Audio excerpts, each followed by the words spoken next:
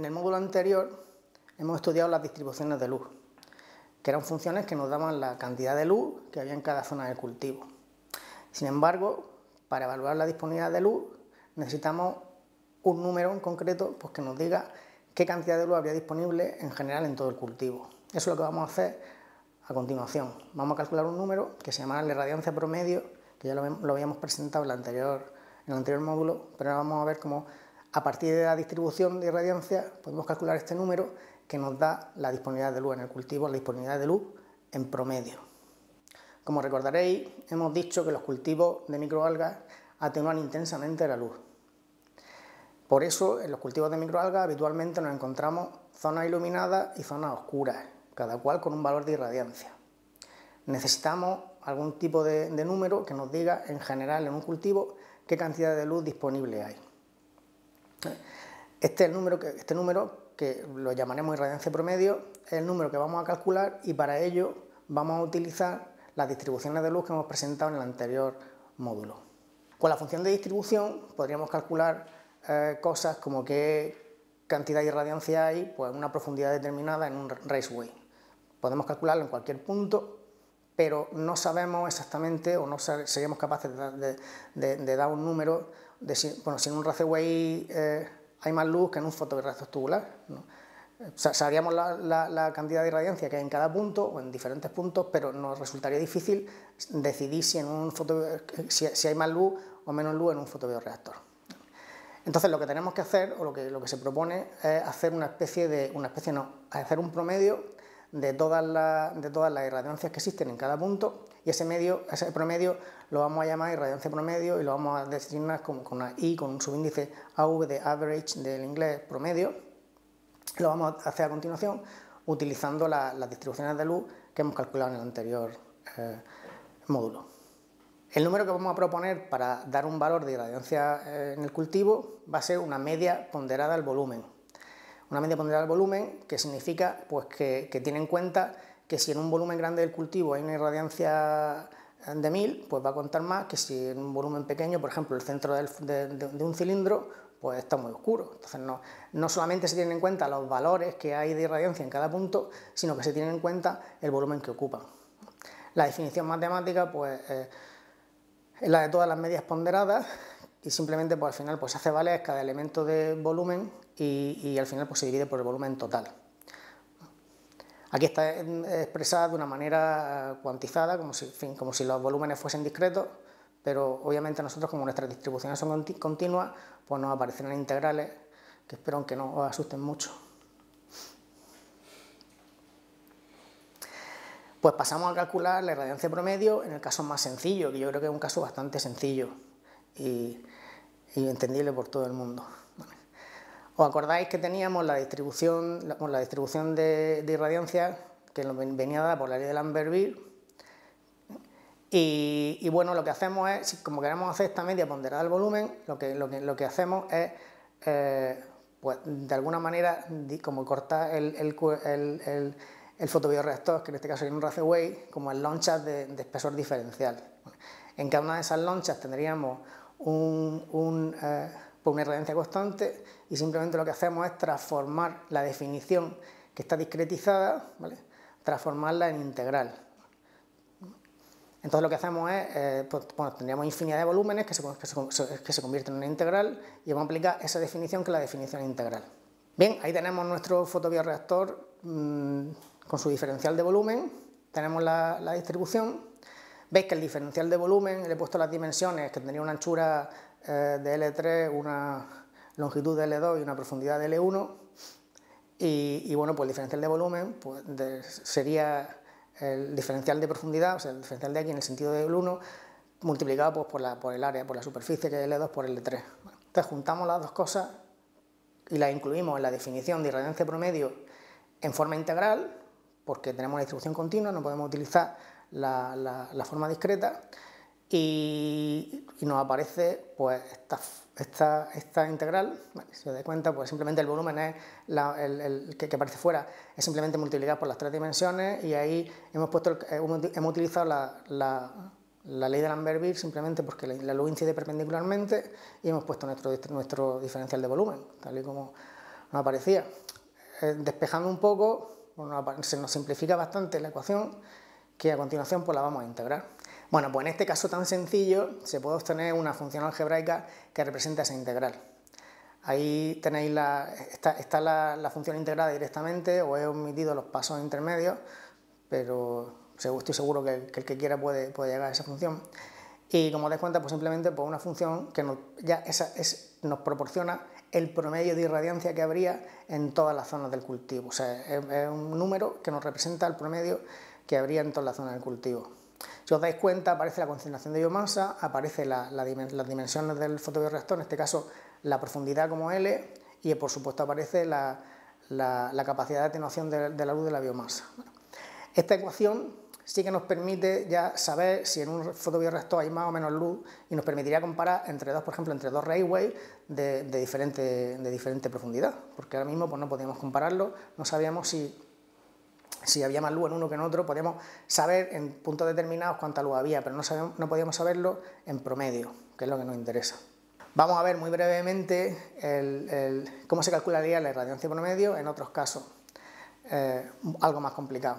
El caso inmediatamente más complicado es el de irradiancia, el de luz que incide, que se desvía de la perpendicular un ángulo alfa, y básicamente, como ya sabemos cómo sea la función de distribución, o sea, la función que nos da la irradiancia en cada punto, pues no tenemos más que integrarla. Entonces lo que hacemos es coger la función de distribución pertinente al caso, que sería el reactor plano con luz inclinada, que la tenéis puesta ahí, y la geometría es la misma, el diferencial de volumen es el mismo, y simplemente pues introduciríamos la nueva función de distribución en la misma geometría y obtenemos pues, una ecuación similar. Entonces, si os dais cuenta, el diferencial de volumen, si lo habéis visto o si os acordáis de la otra, es el mismo, y lo único que ha cambiado es la función de distribución. Entonces pues aparece una función ligeramente diferente en la cual interviene obviamente el ángulo de incidencia. Entonces con esta ecuación engloba la otra, pues simplemente poniendo si incide perpendicularmente, alfa será igual a 0 y el coseno de 0 pues es 1, y como veis pues esta función incluye a la otra. Bueno, podemos encontrarnos en el caso de tener iluminación difusa o que parte de la luz, en el caso del Sol, una parte de la luz casi siempre llega en forma directa, pero también, dependiendo del estado de la atmósfera, a veces llega en forma difusa. En el caso de forma difusa, simplemente lo que tenemos que hacer es dividir la irradiancia en un montón de contribuciones, o sea, un montón de contribuciones diferenciales, ¿vale? Y aplicando elemento por elemento esa distribución. Entonces, claro, pues como partimos la irradiancia en un montón de contribuciones diferenciales y tenemos que sumarlas, pues nos quedan dos integrales. Nos queda la integral que haría el promedio y nos queda la integral que suma las diferentes contribuciones que llegan, ¿vale? Simplemente os pongo la fórmula, no lo explico más porque me hace falta mucha trigonometría y es un poco tedioso.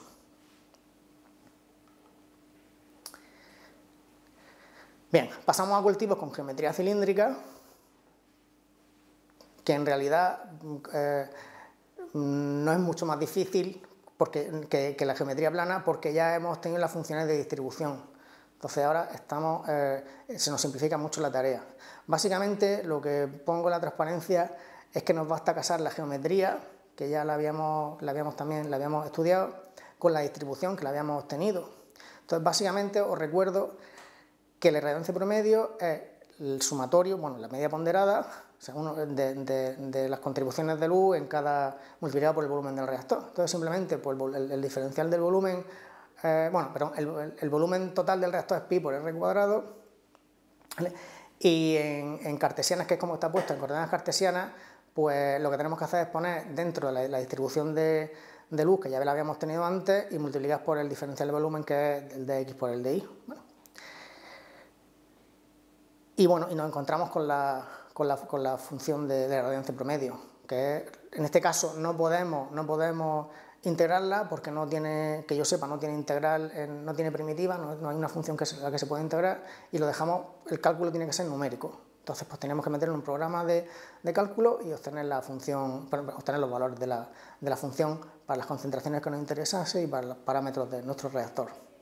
En esta, muy rápidamente, y en realidad es casi Para indicaros que esto no es tan difícil, simplemente una vez que se hace, vamos a hacer lo mismo.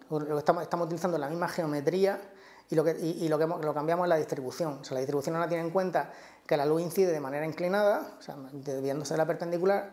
Como ya teníamos la función de distribución hecha, hemos estudiado nuestra geometría y hemos llegado a la conclusión de que era esa. Pues lo único que tenemos que hacer ahora mismo es introducir en la definición de la función en la definición de la irradiancia promedio, introducir la distribución de luz y la geometría. Entonces llegamos a lo mismo de antes, pero obviamente pues, ligeramente modificado, teniendo en cuenta el ángulo de incidencia. Para terminar con la geometría cilíndrica, simplemente decir que a veces nos interesa utilizar coordenadas cilíndricas en vez de las cartesianas, que son las que hemos utilizado porque es más sencillo hacer la deducción. La verdad es que convertir las coordenadas cartesianas cilíndricas pues es muy sencillo, porque pues simplemente pues, la x y la y son pues, el radio por el coseno o por el seno del ángulo de las coordenadas cilíndricas, dependiendo de dónde toméis el origen. Como yo estoy tomando el origen, simplemente x es igual al radio por el coseno de phi y la y es igual al radio por el seno de phi. Simplemente resaltar que si hacemos, cuando vayamos a hacer las integrales, lo que sí que pasa es que el diferencial de volumen varía ligeramente. En las coordenadas cartesianas, el diferencial de volumen, como veis ahí, es el diferencial de cada una de las variables que dan la posición por la longitud del tubo, ¿vale? Y en coordenadas cilíndricas pues aparece multiplicando por el radio, pues porque tiene que tener en cuenta la longitud de la circunferencia. Abajo están puestas las dos definiciones, por si alguien, porque se surgirá un poco más adelante, la definición estándar y luego la definición en cilíndrica con coordenadas cartesianas y en coordenadas cilíndricas. Bien, para terminar, pues aquí os presento un resumen de los casos en el que aparecen algunos casos más de los que os he explicado, pero que podéis vosotros mismos deducir simplemente utilizando la definición de irradiancia promedio y la geometría y la ley de Lambert-Beer aplicada al caso que se aplique. Para el sistema plano y para el sistema cilíndrico pues tenemos las fórmulas estas que aparecen aquí, y los casos más relevantes pues, son la luz directa perpendicular, la luz directa inclinada y cuando nos aparece alguna luz difusa homogénea, en alguno de los dos casos. Os recuerdo que la luz difusa homogénea puede aparecer porque la propia atmósfera no esté clara y introduzca algo de difusión, y también por la presencia de albedo. Bueno, pues muchas gracias, aquí acaba el módulo.